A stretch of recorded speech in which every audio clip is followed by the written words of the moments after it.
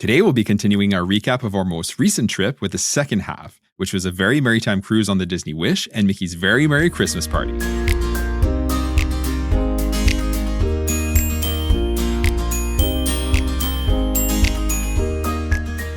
Hello and welcome to the Let's Go to Disney podcast. I'm Oliver. And I'm Lucy. Today is Sunday, November 30th, and you're listening to episode 116, Trip Recap, Disney Wish, Very Merrytime Cruise, and Mickey's Very Merry Christmas Party.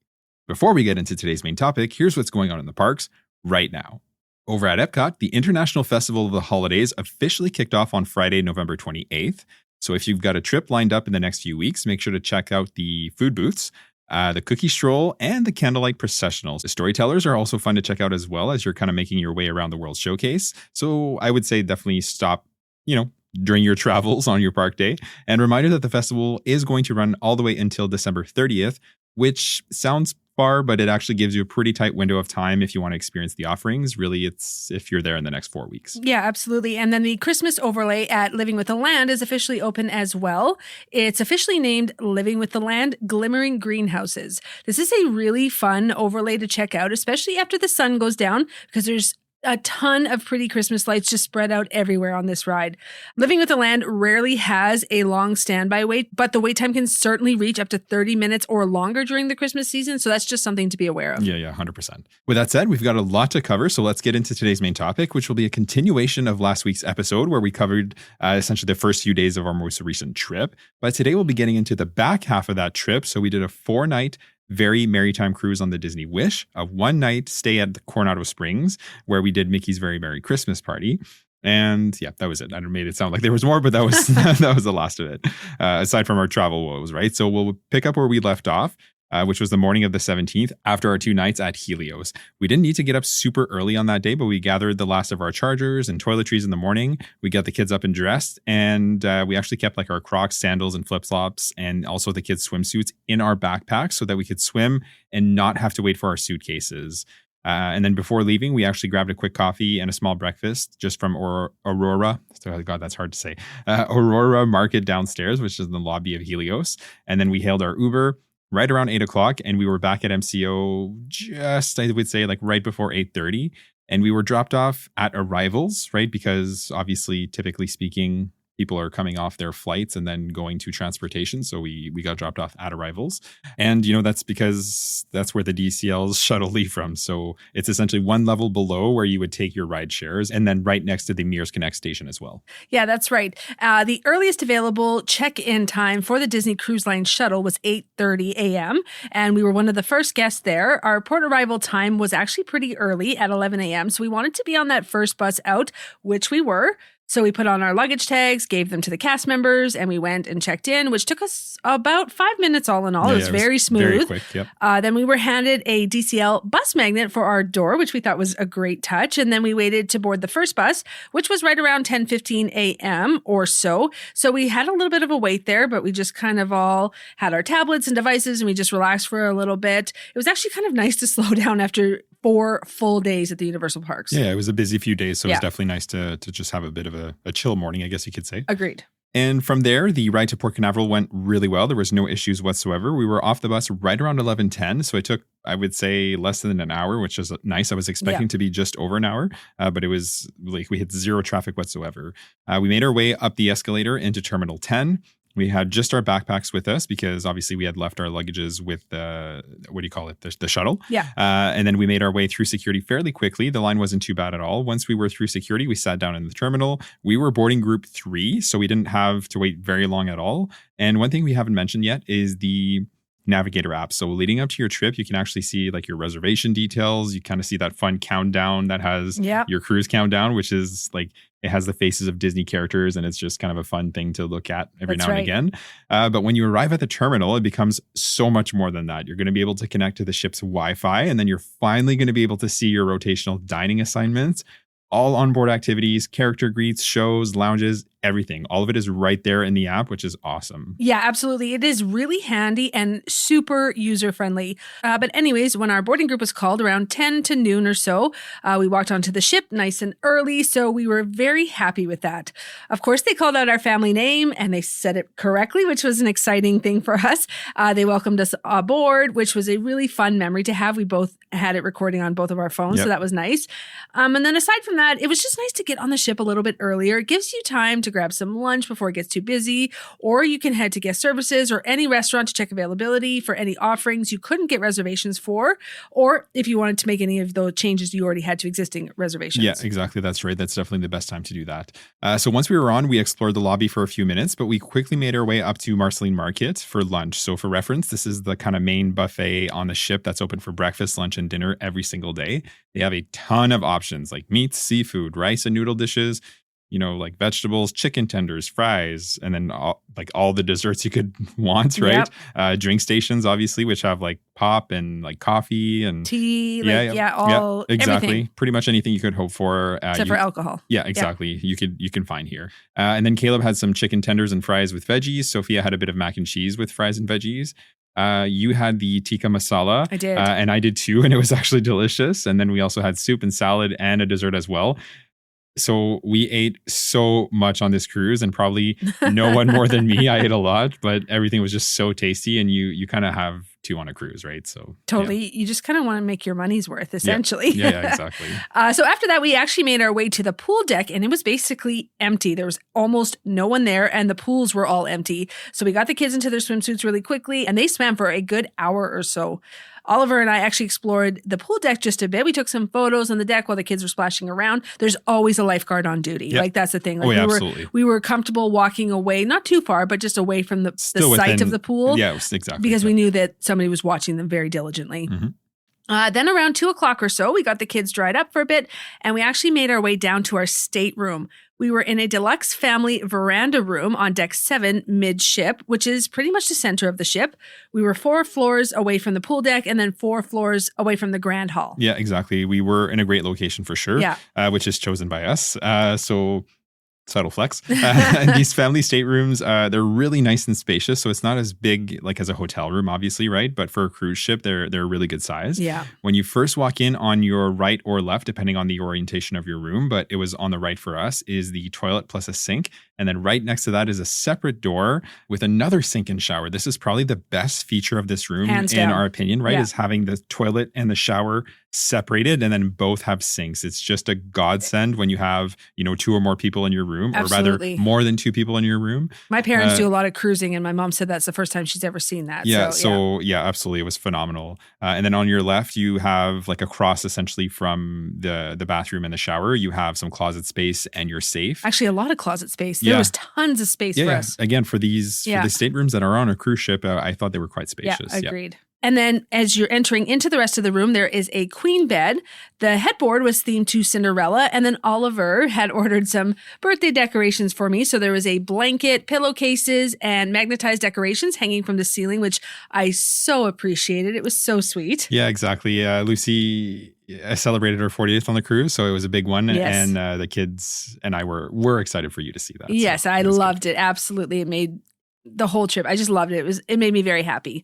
And then across from the bed, there is a flat screen TV mounted on the wall. And then from there on your right is the couch, which doubles as a single bed. And then over the couch, there is a second single bed that pulls down from the ceiling.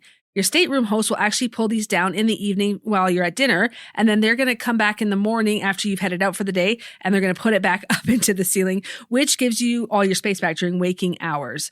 And then across from the couch, there is a wall unit that has a mirror and some shelving. And when I say some shelving, I mean a lot of shelving. There's so much shelving. Yeah, some decent. Yeah. And then there was also some drawers and a beverage cooler. And then on that same side in the corner, there was a small chair and an ottoman. And then right next to that is adjoining doors. If you did have somebody you knew in the other side-by-side stateroom, that's kind of convenient if you were with the grandparents or something. And then, of course, you have your patio door that leads to a beautiful veranda. Loved this feature. We were actually in a bump out room as well. So our balcony was a little bit bigger than most, which was a really nice touch. We absolutely loved sitting out there. All four of us did. Yeah, for sure. And again, we chose that room and it was by design. Yeah. Oliver does a lot of research before we pick things. Yeah, for sure. So yeah, long story short, if it's in the budget, these family staterooms are really nice to have if you have kids, right? Or, you're just a larger party. Yeah. So for us, it definitely felt like we had a lot of space for sure. After that, there was a muster drill, which is mandatory for all guests. It's not optional. Everyone has to take part. Depending on where you're staying on the ship, you're going to have a different muster station. Ours was inside Keg and Compass, which was on deck 5. It didn't take too long, but the whole ship, like I'm saying, right, has to participate. So it is what it is, right? After that, we made our way back up to the pool deck for the sail away party, which nobody should miss the sail away party. It's always fun, right? Yeah, we really enjoyed this. The characters come up and there's like dancing and music, of course. And then the cruise director comes out and does the countdown. And then the foghorn plays when you wish upon a star.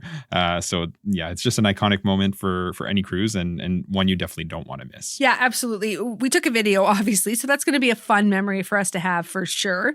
And then after the sail away party, there was actually an open house going on in the Oceaneers Club.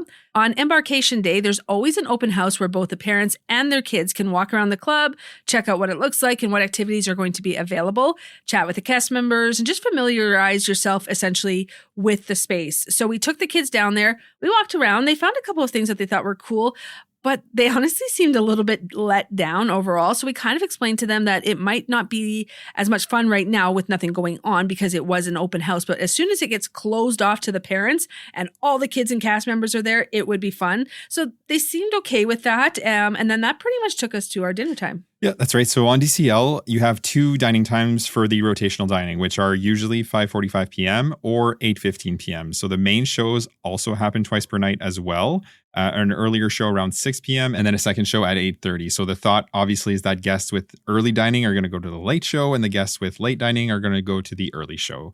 This ensures that essentially not the whole ship is in the same place at the same time, which we as guests appreciate, right? Absolutely. And then for reference, you don't have to go to your assigned rotational dining if you don't want to. If you wanted to, make a reservation at an a la carte restaurant like Palo, you can certainly do that. Knowing though that those are not included in the cost of your cruise, it's an additional cost.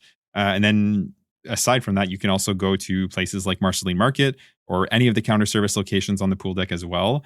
These are not an extra cost. They're all included, right? And this is essentially if you don't want to go to rotational dining. Having said that, the rotational dining is great, so we don't recommend skipping it, especially if this is your first cruise. You should definitely go check out those restaurants. Oh, definitely. I could not agree more.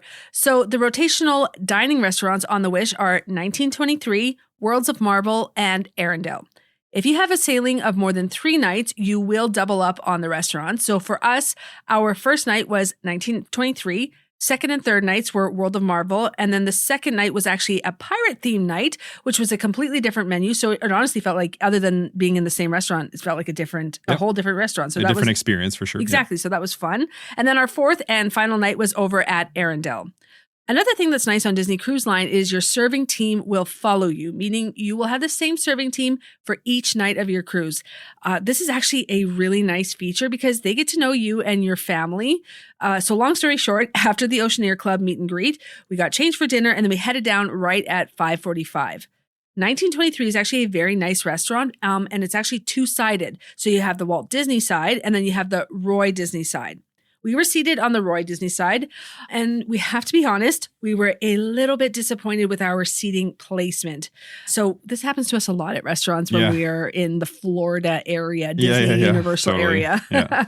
So for this night, we were right next to the entrance where the guests are checking in, and we just honestly couldn't really see any of the glass cases where Disney props and artworks were throughout the restaurant. So it was just a little bit unfortunate. We were just tucked into this corner right next to the entrance. Yeah, we were a bit bummed about that. That's for sure. the thing. And when you're assigned your dining, you're also assigned a dining table number. For us, it was 710. And depending where you dine, it's going to be in a different location. But 710 on the Disney Wish for 1923, it's right by the entrance. So anyways, when we sat down, I actually got up and I walked around a little bit so I could actually see what the restaurant looked like. But shortly after that, we met our serving team. So shout out to Dana and Carlos on the Disney Wish. They were both amazing and just so kind. Yeah, they were epic. We loved them. For sure. Dana actually was making origami for the kids at the end of each meal. So they thought that was just so cool. And so did we, right? And it just really made our dining experience that much more fun and positive. So yeah, we can't really say enough good things about the serving team. Agreed. On the They Wish. did wonderful. Yeah, they did a really, really good job. And another thing about dining on DCL is that you can order whatever you want and however much of it you want and all of the items on the menu. Okay, so if you want 2 appetizers, no entree and 3 desserts, or 1 appetizer, 2 entrees and no dessert, or 2 of the same entrees and 2 of the same desserts. What I'm getting at is that it's completely up to you and there's zero judgment. They will bring it to you. Okay. And we definitely took advantage of that. We ordered several appetizers to try, different things, and we shared it between the 2 of us. We did that with the desserts too. But we did tend to stick to just 1 entree because we had to keep it reasonable, I guess. I guess in some fashion. Yeah. Yeah, it's true. We both had the filet mignon as our entree on this night. And I had the Burbank blueberry lemon Bavarian cream, and that was delicious. And that was definitely the winner amongst all the dessert options. We enjoyed the food here. It was very good. Sophia had a cheeseburger and Caleb had pizza, and then they enjoyed their meals as well. So despite where we were located in the restaurant, it was still overall a very good dining experience. And then after dinner, we went back to our stateroom quickly because the kids wanted to check out their beds. Our stateroom host, who we later found out was Anna, she was absolutely awesome. She left us a towel elephant and some chocolates on the bed. The kids just thought this was absolutely awesome. And we did too, honestly. And then after we headed down to the Walt Disney Theater on Deck 3 for our show, the first night was Disney Seas the Adventure. We got in line outside the theater somewhere around 7:40, and then we were let in at 8 o'clock. We wanted a good seat, so we didn't mind just waiting around a little bit just to ensure we had a good seat. Yeah, exactly. And then we really love this show, right? It's fairly short at just under 30 minutes, but it was, all of the classic Disney characters and then some great dancing and music. And the kids got a really good kick out of it. And we loved it as well.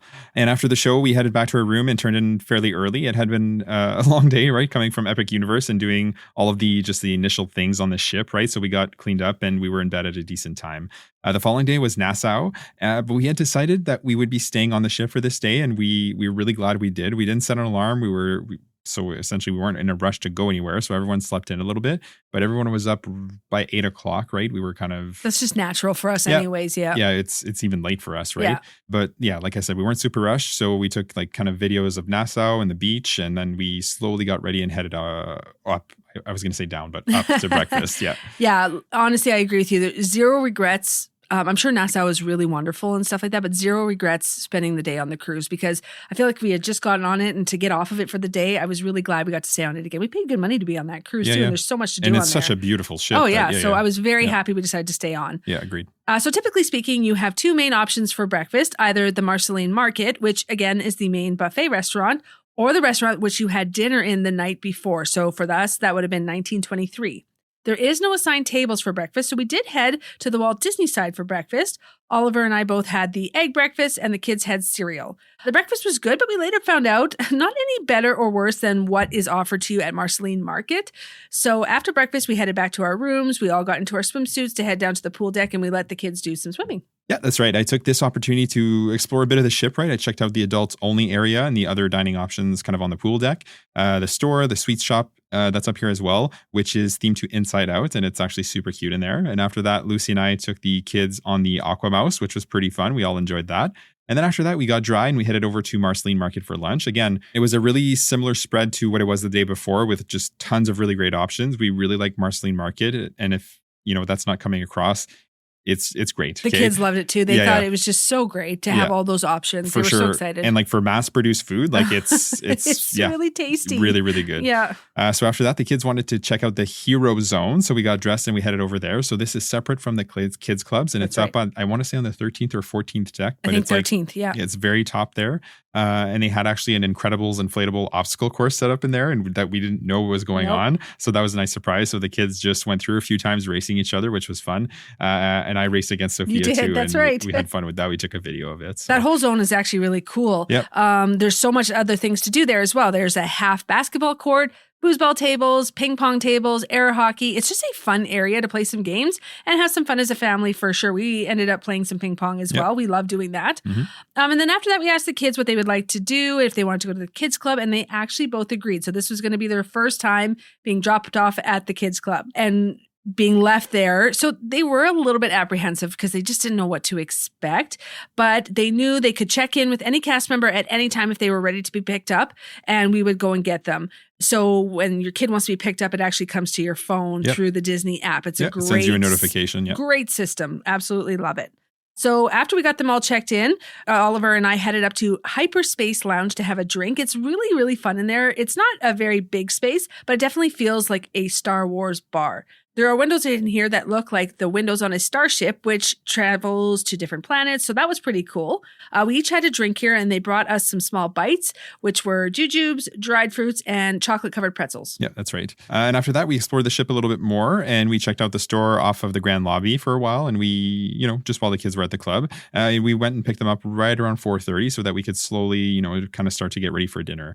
Both of them had a great time, and they told us they loved it. And Sophia came out with a couple of crafts, so we were pretty happy to see that they had fun, right? Yeah. Obviously, we've heard from, just other parents that it's kind of hit or miss whether your kids are going to like the club. So we were glad that our kids did. Yes. So we headed up to our stateroom, and everyone got cleaned up and showered for dinner. And like we said, dinner that night was at Worlds of Marvel. So we were there right around 5:45 p.m. And our table was still near the entrance, but it was in a better location than at 1923 the night before. So we were okay with that. Yeah, exactly. There's also actually a little bit of a show aspect to this meal. So there's screens all around the dining room, and the show is hosted by Ant-Man and the Wasp. And it's actually Paul Rudd and Evangeline Lilly, the actors who play those characters. Each table has a quantum core with buttons that you have to press at different times. We won't spoil the whole thing, but it is a fun show element during your meal that will appeal to most people, even if you haven't seen every single Marvel movie. So for dinner, Oliver and I shared the shrimp, a bao bun, a wedge salad, and a soup to start. Yes, you counted that right. That is 4 appetizers between the two of us. Yeah. But they're honestly not huge portions, so it does work. Yeah. And then for entrees, I actually had the beef tenderloin, and Oliver had the chicken schnitzel. We both found that was really delicious. Yeah, it was a good chicken. Yep. Yeah. And for dessert, we had the flourless chocolate cake, the cheesecake, and the date pudding. And all of these were pretty tasty. And then after dinner, we headed right up to the pool deck because there was a holiday party up there with Mickey, Minnie, and the gang. And all of them were kind of wearing their holiday best. And they sang, just some holiday tunes. And there was like Snope being pumped around the pool deck. Snope, I love it. Yeah, as a finale, which was fun. And the kids had fun with that. It was just a cute show, and we were happy that we went up and saw it. It's not long. It's about 15 minutes or so. So when that was done, we headed down to the Walt Disney Theater for the 8:30 showing of The Little Mermaid, which was the second show, right? Again, the first one is usually around 6 o'clock. This was another really good performance. The actors did a really good job with the musical numbers and the story. And yeah, we just really enjoyed the show. This one is also much longer than Seize the Adventure, clocking in at right about an hour. Yeah, absolutely. So that took us to just after 9:30. So at that point, we made our way back to our room. Anna had left us a towel, Wally, and some chocolates on our bed for this night.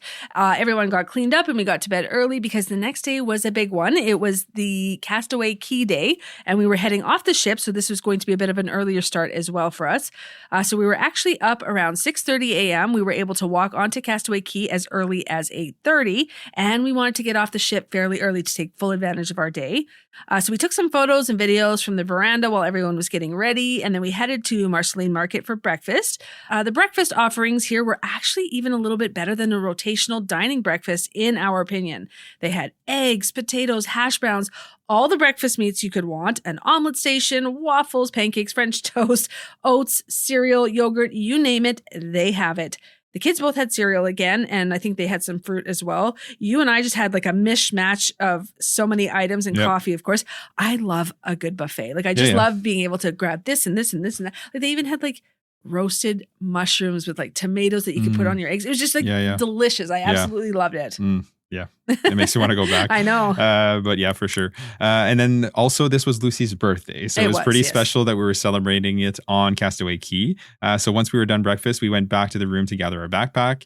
We didn't bring a ton onto the island, just some essentials like, sunscreen and whatnot. We did forget water bottles, which wasn't a huge deal because there is lunch on the island, but it would have been nice just to have them kind of throughout the day for sure. Especially with the salt water. For sure. Yeah, exactly. And then we headed down and we were off the ship just before 8:30. We walked to the beach. For those who don't know, it's a bit of a trek from the ship to the beach. So we're talking about 10 minutes or so, nothing crazy, just something to be aware of. They do have trams though. If you're unable or don't want to walk on foot, you can definitely hop on the tram and then you don't have to walk, right? Yeah. We pushed it a little further and found a spot essentially right in front of Pelican Plunge, which is that kind of like slide structure that's on the ocean itself. And it's pretty much right between Cookies Barbecue and Cookies 2, which are the names of the 2 restaurants on the island. Yeah, that's right. And then past that, even a little bit further, there's Serenity Bay, which is the adult-only section of the island. So if you've got an adult-only party, you can certainly head there for a quieter atmosphere.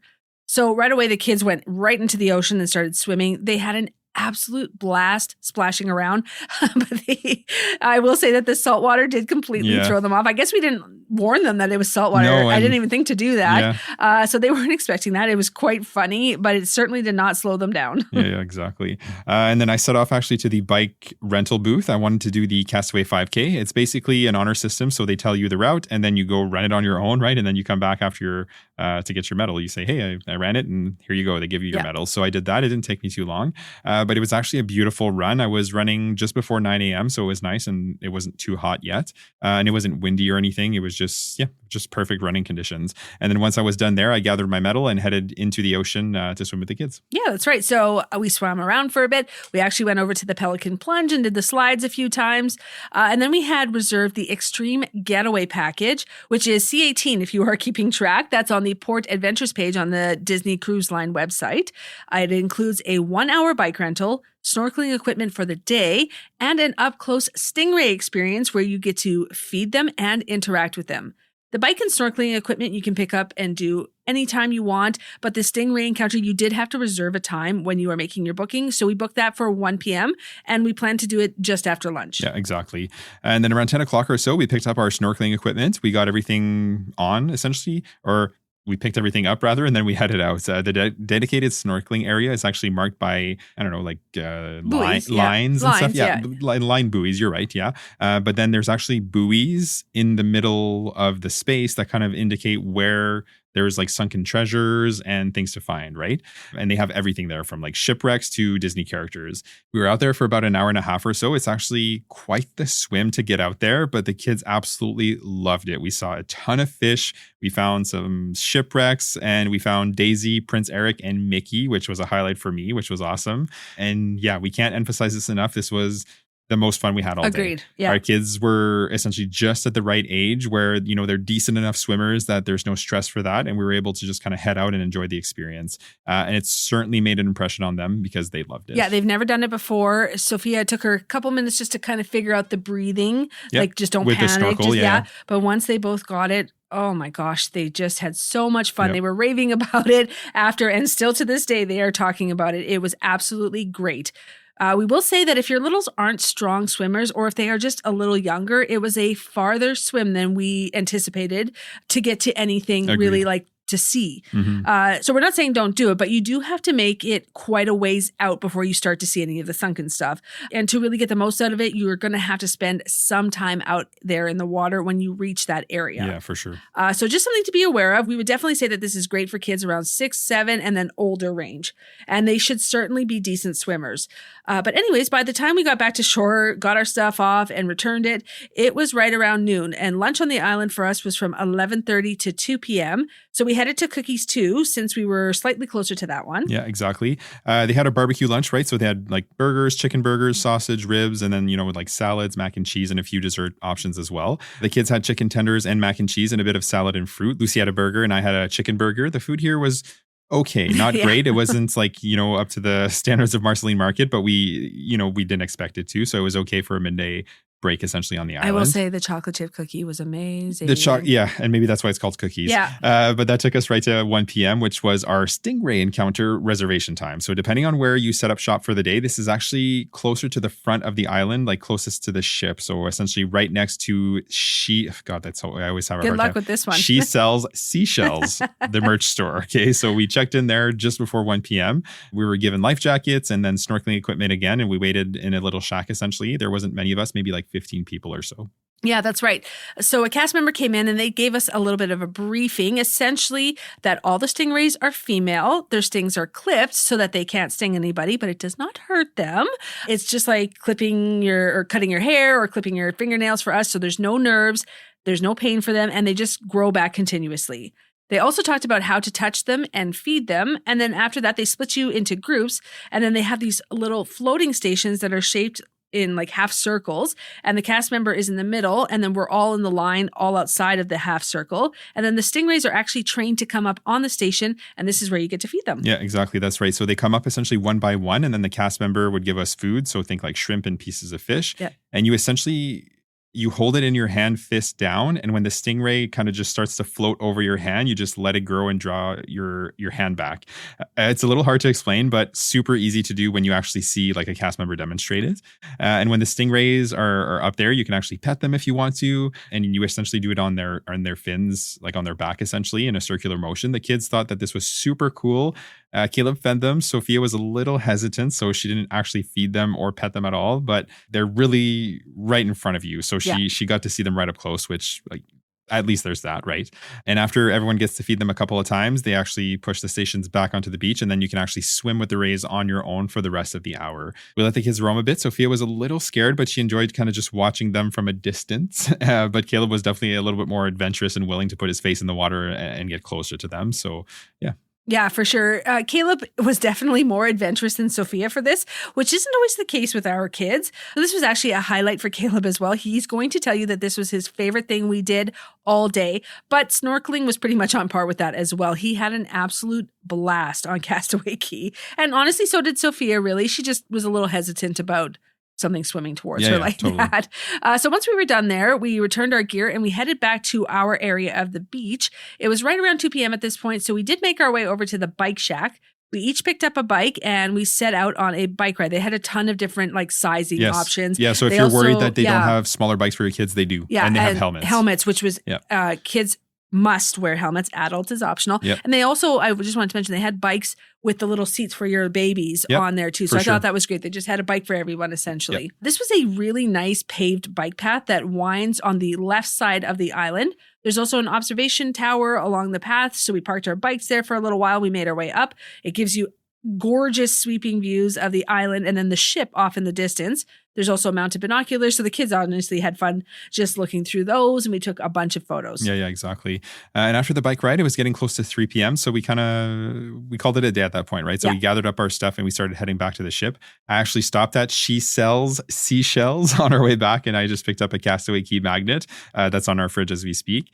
And then boarding the ship again was super easy, and it takes pretty much no time at all. Yeah, it was very smooth. Yeah, exactly. But you do have to go through security again, so just something to be mindful of. And then each guest also needs their Key to the World card or their magic band to get back on board. They also say that guests that are over the age of 18 need a photo ID, but they didn't check ours. Okay, so your mileage may vary there, but they do say to bring it, so make sure you do that. And then we made our way back to the stateroom. This night was pirate night, and our stateroom host, so Anna, had actually left us pirate handkerchiefs, which was awesome.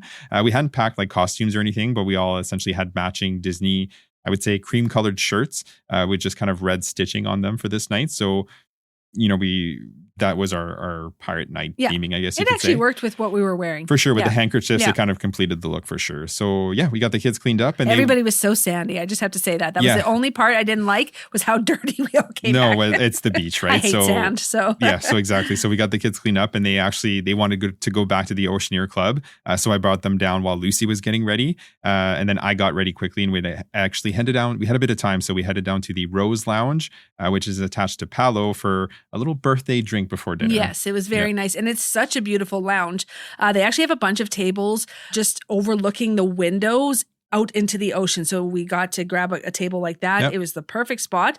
They also have a bunch of nods to Beauty and the Beast in there. And it's just a really lovely space. So we actually both enjoyed some cocktails and a few dried fruits and little chocolates. And then once we were done there, we went and picked up the kids at the Oceaneer Club, and dinner was at Worlds of Marvel. There was no Marvel show, though, because it was the pirate night and the menu was completely different. We were there at our usual time, so right around 5:45, and we were at the exact same table as the night before. One thing we noticed on this night, for whatever reason, but the serving team was just kind of off their game.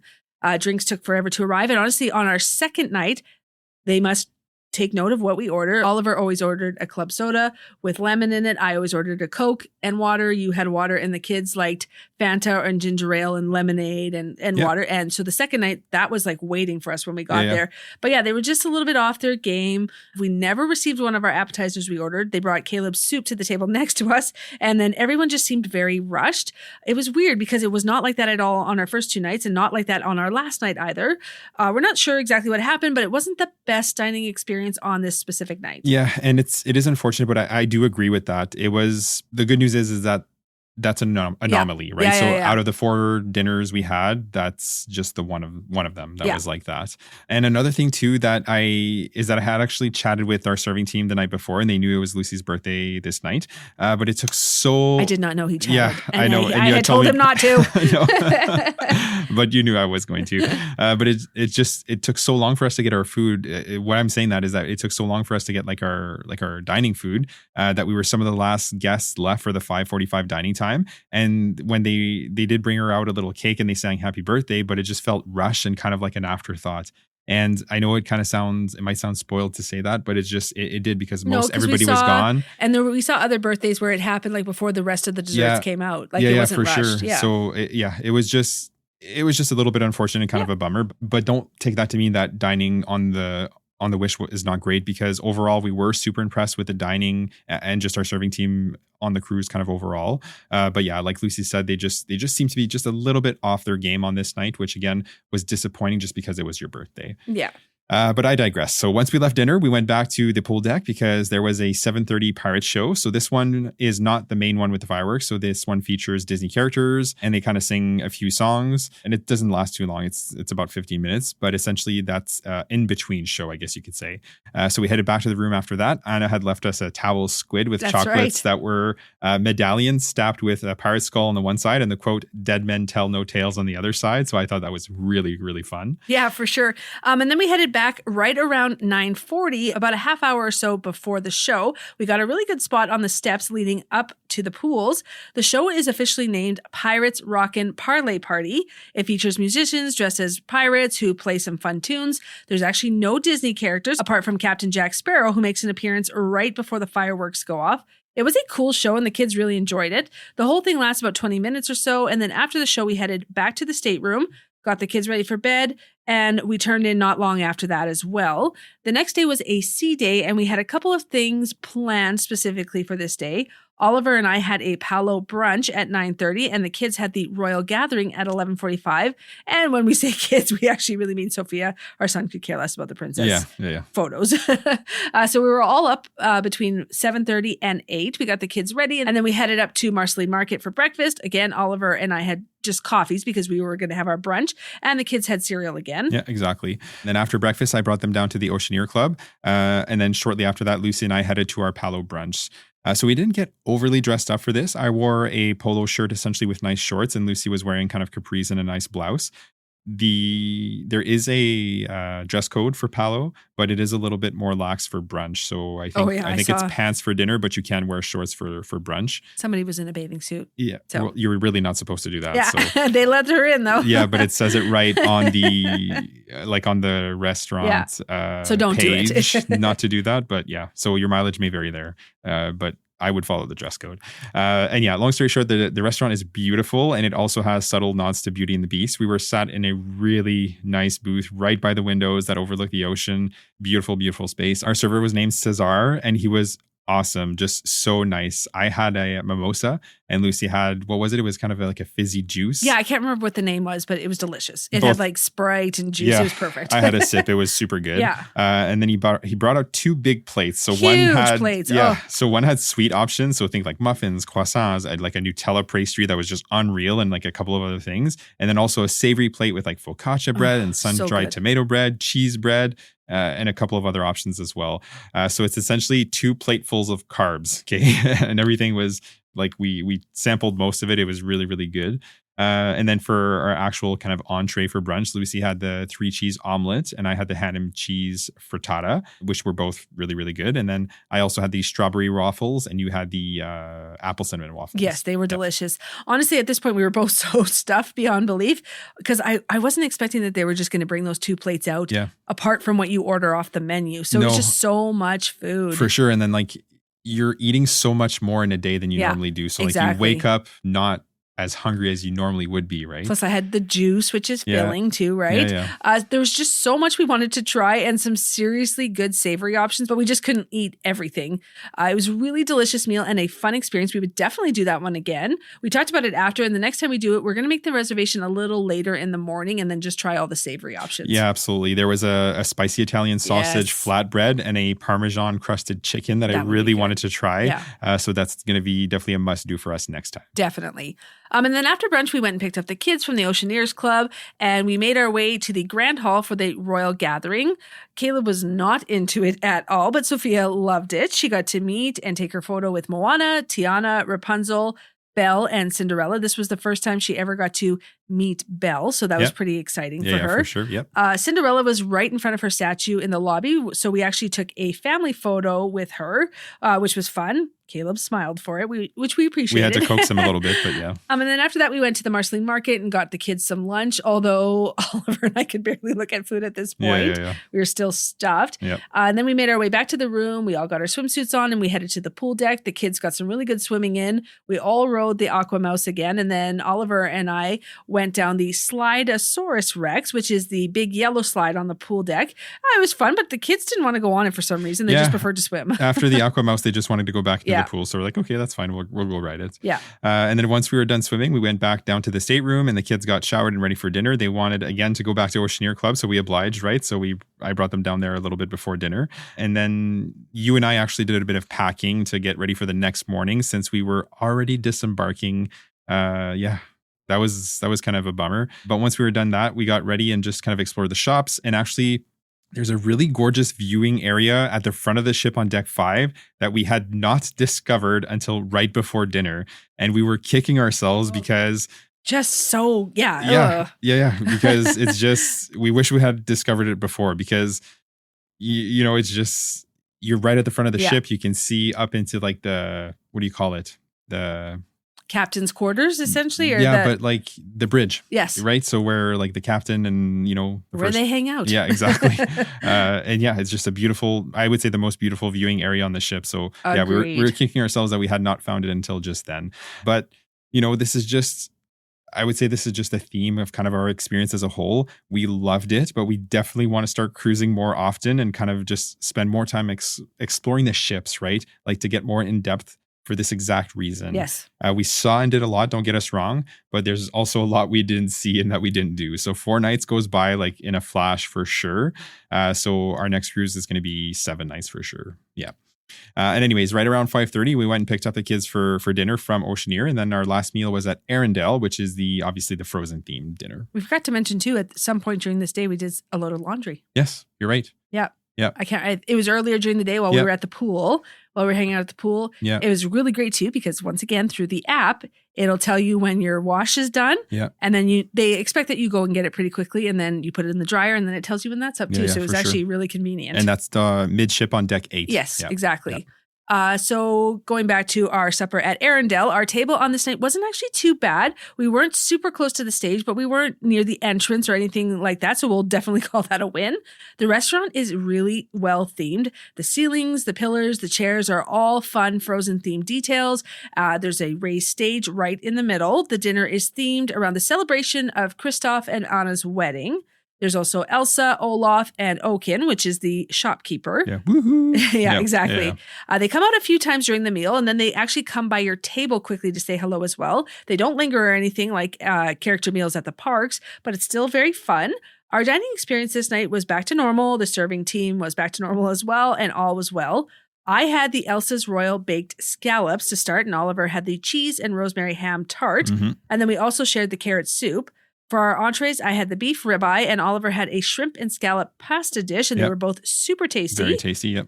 Both kids had the mini cheeseburger, and then for dessert, we shared the apple cake and the butter cake with almond meringue, and both of these were delicious as well. Very good desserts here, yeah, for sure. So yeah, it was just a good way to close out dining for the trip as a whole. Sophia really enjoyed the atmosphere here. The food was, like Lucy's saying, it was good, and we had a good experience with that for sure.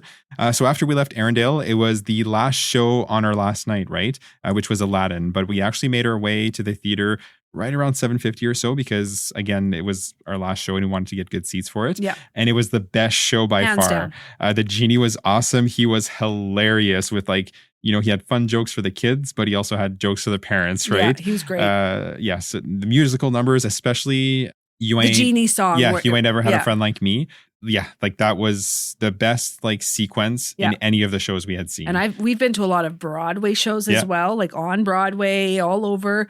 This was really great. Top 5. For sure. And that scene is Broadway level. Yeah. Guaranteed. Yeah, for sure. Long story short, we loved it. The kids did too. This one, again, was longer, at just over an hour long. So after the show, we went back to the room. Anna had left us a little snake towel that looked like he was reading a book on the bed. And that was my favorite one, actually. It made us laugh. And then after that, we got the kids ready for bed, right? It was an early morning. So we also put our suitcases out since we weren't doing express walk-off, which we'll get to in a second. But essentially, to close out our last evening, Lucy and I went downstairs quickly to catch the kiss goodnight in the lobby. Yeah. So this happens twice at 11 p.m. and midnight, and we hadn't actually seen it yet, so we wanted to catch it before we left.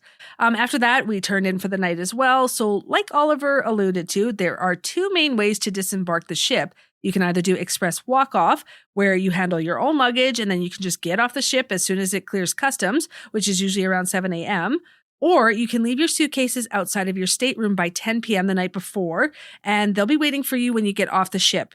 Your stateroom host leaves you luggage tags for this purpose, and the character on your luggage tags corresponds to when you can disembark, kind of like boarding groups when you're first coming on the ship at the beginning. Your last breakfast is typically at the place you ate last, which for us was Arendelle. Breakfast was actually a pretty tight window as well. Ours was at 6:45. I had French toast, Oliver had eggs, and the kids both had cereal again. We were done that right around 7:30 or so. Yeah, that's right. And then we headed down to the lobby and we waited for our luggage tag character to be called, which was Daisy. So we were called really not long after that. We waited maybe 10 minutes. What do you think? Yeah. It was maybe 10. About that, if that. So then we disembarked. We grabbed our suitcases and cleared customs. All of that process took about another 10 minutes, if that. And after that, we headed to the shuttles. We were on a DCL bus that was stopping at the resorts, right? So not going back to MCO. So we were essentially put on a bus that was going to Boardwalk and Coronado Springs. We boarded the bus pretty early. So it was right around 8:10 right around 8:10, but we didn't leave until after 9 o'clock. So we did have a bit of a wait on the bus.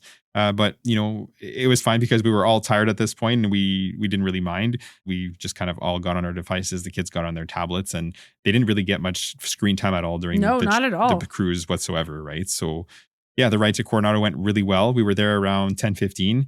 We walked into the lobby. We had already checked in on the My Disney Experience app like we always do. But lo and behold, I was shocked that our room was ready, which we were so thankful for. So thankful. Because, made us so happy. Mm-hmm. We were actually staying in the Grand Destino Tower, so we made our way up. When we got into the room, we just unpacked our toiletries and our chargers. We kept our travel clothes and our Mickey's Very Merry Christmas Party clothes right at the top, so we didn't have to go looking too far for anything. We all got on our bathing suits and we headed to the dig site, which is the main pool at Coronado. We let the kids swim in there for a solid 2 hours. Yeah. I actually didn't end up swimming, but Oliver did for a little bit. Yeah, I went down the slide with the kids a couple times. Yep. Yeah, that's right. And then around 12:30 or so, we all got dried up and then we stayed in our bathing suits and we headed to El Mercado de Coronado, which is the main counter service location at Coronado. And we had a quick lunch there. After that, we made our way back upstairs and we all got cleaned up for the party. We left Coronado around 3 p.m. or so, and then when we arrived at Magic Kingdom, there was already a pretty decent line at the touch points to enter for Mickey's Very Merry Christmas Party. Yeah, there certainly was. And I went into the park a little bit ahead. I grabbed Lucy and I a couple of iced coffees, and we met inside. I'm the only one with an annual pass this year, just because our travel plans are set for the West Coast. So we actually let yours lapse. Yeah. But anyways, long story short, I was just waiting for you guys on the other side. Yeah, that's right. So the kids and I actually made our way into the park. It was probably just just before 4 o'clock. We started to be let in around 3:40 or so. We were given our wristbands, a party map, and a marshmallow candy cane treat. Once we were all inside the park, the kids wanted to do rides right away, so we headed to Tron, which was about a 35-minute wait. Yeah, exactly. And that's about I would say, the amount of time we waited. Yeah. And after that, we made our way to Seven Dwarfs Mine Train, which was also showing a 35-minute wait. And again, that was about the amount of time we waited. So wait times were consistent. And then for timing, this was probably right around 5 o'clock at this point, and Space Mountain was showing a 10-minute wait. So Caleb was like, yeah, let's go. So we went and rode that. And by the time we got out of there, it was right around 5:30 or so. And so here we stopped at Astro Fizz, which is the newly reopened kind of snack stand over in Tomorrowland.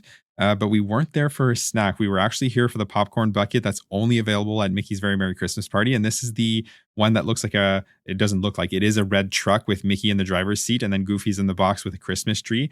Now, and Minnie's on the other side. That's right. Yeah, that's right. But I know what you may be thinking, because I've said it before on the podcast that I'm not, and we're not essentially a popcorn bucket family, and we aren't. This is our very first one, but it was just so cute and I couldn't resist it. And I actually had them put the popcorn in a regular paper bucket, and we kept the bucket clean for essentially for our travel home. And it's just displayed in the basement right next to us as we speak. And it will continue to be displayed every year. Yeah, it's going to become part of the Christmas decorations here for sure. Absolutely. Yeah. And then after that, we ended up riding the People Mover. It was basically a walk-on at that point. We always all loved that ride.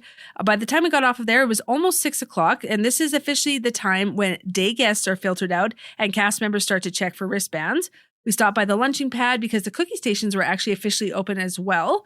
The cookie here was a red velvet cookie with apple cider, so we all enjoyed those. And then we stopped at Star Traders to check out the party exclusive merch. We almost bought the coffee mug, but we did hold off. But we did get the kids a couple of small stuffies that look like Mickey-shaped gingerbread cookies. They thought those were fun. Yeah, that's right. And then after that, we stopped at Cosmic Rays for our second cookie, which is a buttercream frosted chocolate chip cookie with M&M minis. And the drink was hot cocoa. We all enjoyed the cookies as well, and the kids really enjoyed this one. They thought this one was the funnest, I think. Yeah, for sure. And then after that, we stopped at Pinocchio's Village House. The kids wanted something a little bit more substantial, or rather we wanted them to. So we shared a couple of Caesar salads and the Italian sausage and meatball flatbread, which was pretty good. It was good, yeah. And after that, Lucy and we kind of started talking about how we would play the entertainment, right? So the stage show, the fireworks, and the parade. So for reference, it was right around 7:40 p.m. at this point. So we decided that we'd aim for the early parade, which was again 8:30. And then we could catch the 9:25 stage show. And then, of course, the fireworks, which only happen at once, which is 10 p.m. So we know that the parade route, especially for the first parade, fills up really early. So we left it kind of open that if we couldn't get a decent spot for the first parade, we could do the fireworks at 10, the stage show at 10:35, and then the second parade at 11. So we had essentially a couple of plans depending how busy the first parade route was going to be. Yeah, that's right. So we have 2 pro tips for the parades, and this applies to all parades, not just the ones at the parties. 2 good spots to watch the parade from where you don't have to stake out a spot super early is at the very front of Main Street around the Christmas tree. You'd think that this would fill up first, but it really doesn't. Either side of Main Street fills up much, much earlier. This is usually where we watch the parades from. Outside of that, Frontierland is also a very good option. Lots of guests will prioritize Main Street and then the hub over Frontierland. So you should definitely be able to grab a decent spot there closer to parade time. Yeah, that's right. So actually, Lucy and the kids headed to Town Square, and I headed to Sunshine Tree Terrace for another cookie, which was the buttercream frosted gingerbread cookie. And I actually met up with them a little bit further. And you did get a good spot right in front of the tree by the train station. The nice thing about this spot too is that you can actually sit down on the ground or the curb, and you can stay seated during the parade, which is great, honestly. So we were there right around 8 o'clock. Now, the biggest drawback to watching the parade from here, and the biggest pro to watching it in Frontierland, is that the parade sets off in Frontierland, right? And it finishes in Town Squares. So you essentially, if you're in Town Square, you have to wait for the whole parade to do essentially its entire route before it reaches you, which again, it kicks off at 8:30. So by the time it starts, the beginning of the parade reaches us, it's about 8:50 or so. But having said that, we didn't mind the wait because the kids absolutely love the parade. It's a great one for sure. We love the gingerbread man and the toy soldiers, and the kids just love seeing all the characters and Santa too at the end. He waved directly at them, so that was awesome. Yeah, they really did love it. And like Oliver said, we really love this parade as well. And then after that, it was right around 9:20, so we zipped up the hub and we got a really good spot in front of the partner statue. And reminder that the show was at 9:25 p.m., so we did not have to wait long. The show was also great, as always. It features a ton of characters and some great festive tunes. It also has lights, projections, and it's a whole production. And it's 100% worth checking out. It actually wasn't very busy, which was a little bit surprising, but we were obviously very okay with it. We weren't sandwiched next to a bunch of strangers, which was like nice. You are usually for happily ever after. Yeah. And then after the show, we did not move a muscle because it was right around 9:40. And this was just a great spot for fireworks, which were, again, at 10 p.m. Yeah, exactly. And I feel like we keep saying this, right? But the fireworks were awesome. They are great as well. So this is, just great music, lights, projections, the whole thing. And of course, the fireworks themselves, the kids just got a really, really good kick out of them. The show is actually a little bit shorter than Happily Ever After, so this one is about 15 minutes long, whereas Happily Ever After is like 18 minutes long or so. So after the show, we didn't rush out, but we did head to the Emporium and just kind of looked around the store for a little bit while the bulk of the crowds were kind of clearing out. And we knew we had a bit of an early morning, so we did start heading towards the exit at this point. And we stopped for one last family photo in front of the tree, kind of around town square there. And a sweet lady actually offered to take our photo. She did, yeah. She was wonderful. And no word of a lie, I'm not lying. The second she handed me back my phone, it was like literally within 2 seconds, I got a notification from WestJet that our flight was delayed to 9:30 a.m. And we talked about this last week, right? That kind of put a damper on the last bit of our trip. Yeah, exactly. This was going to have us missing our connection from Calgary to Regina. So I got on the phone right away. And as you know, we ended up having to wait 10 plus hours in Calgary airport, which was not great. Yeah. But travel woes aside, it was an absolute phenomenal trip. We thoroughly enjoyed it, and the cruise was the highlight for sure. We absolutely loved it. Like Oliver said, we booked a placeholder already, and we are likely going to cruise late 26 or early 2027. I've already even mentioned it to my parents, and I think they'd be game for a February 2027. So I'm thinking that's what we're going to aim for. They love cruising, so they'd be very happy to go with us. And it made such an impression on the kids as well. They had so much fun. And if you ask them what their favorite part of the trip is, they're definitely going to tell you it was the cruise too, especially our Castaway Key Day. Yes, absolutely. For sure. That was a huge win for us as a family because we love the cruise. And I have to say, I'm hooked now. Yeah. Just Oliver knows now that there's more to life than the Disney parks. Yeah. Well, I mean, it's still very much Disney. Yes, it's still very much Disney, though. Disney is everywhere on the cruises. Yeah. It's wonderful. But no, it's an extension of Disney vacations, right? Yes. But yes, like cruising, I don't have a bad thing to say about it. If you're on the fence about, is it right for us and our family? I'd say dip your toes in. Yep. Try a 3 or 4 night cruise. You might just fall in love with it. I know a lot of people worry about getting seasick, which is valid, but the cruise ship is so big. Our son is prone to motion sickness, did not get sick once. Actually, the only thing I've noticed is that after the ship, I have sickness, which is weird. And I wouldn't even call it sickness. I just kind of have a bit of dizziness every once in a while. It's slowly going away. But that was the only thing that happened off the ship. For sure. And if you're worried about seasickness, I was worried about that for our son. So I booked midship, middle of the decks. And it right. did So it wonders. was essentially like right center of the ship itself. And then like centered from top to bottom and then from side to side as well. So we didn't feel the ocean at all. And to be fair, calm waters. It was like very we didn't calm. have any big waves or anything like that, no storms or anything. So it was a very smooth sailing. But yeah, long story short, if you're on the fence because like you're wondering if it's like a value, right? If it's a good value or if it's something that you think you might love, I'd say dip your toes in. Again, 3 or 4 nights. What do you have to lose? Yeah. It was a phenomenal experience. Agreed. And we would recommend it to pretty much anybody. Yes. Okay, this was a really long episode, so we're sorry, but we won't keep you any longer, okay? So we really want to thank you today for joining us for our trip recap. If you haven't already, make sure to subscribe to the podcast so you don't miss any future episodes. And as always, if you could leave us a rating and review, it would certainly be greatly appreciated. If you choose to do that, you can do it on Apple Podcasts. And for Spotify, you can actually leave a rating. You can also find us on Instagram and TikTok at Let's Go.to-Disney, as well as on our Facebook page, Let's Go to Disney. We share some helpful reels here as well as some fun ones. The link tree in the show notes will take you to all of our socials. Have a great day and we'll see you real soon.